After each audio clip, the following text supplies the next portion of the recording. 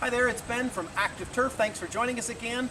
We're now getting close to the final steps of an Active Turf installation.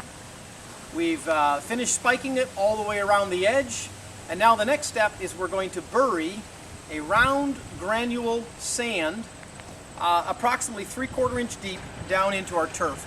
And we're burying that sand for 4 reasons. Number one, in the hot and cold weather, your turf will expand and contract, and it can hump without that sand. The turf will naturally want to hump up. So the sand is a ballast that holds your turf down level.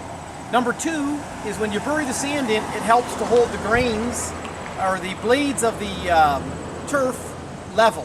So that's the second reason why you put sand in. The third reason why you put sand in is when you walk across the turf without sand, it feels like carpet over top of gravel. Whereas when you bury the sand in, your turf actually feels like it's in contact with your aggregate base underneath.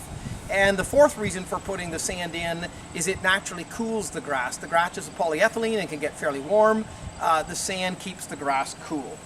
So with that, we've got this is called a hopper spreader.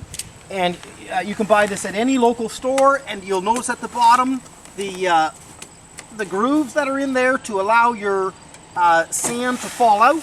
This particular model, a Scott's AccuGreen 1000, will hold exactly one 50-pound bag of the sand.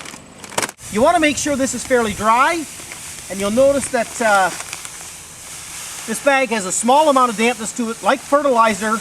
It's going to take a little longer to spread it if your bag is slightly damp. And we've got it set to the maximum setting, and you'll see now as we go along that we're laying the product in. You can go fairly slow. You want to apply it at a rate of approximately 2 to 3 pounds per square foot. So we just keep going back and forth on the yard. We run 3 times across the yard in a parallel fashion, and then we're going to run 3 times across the yard in a perpendicular fashion.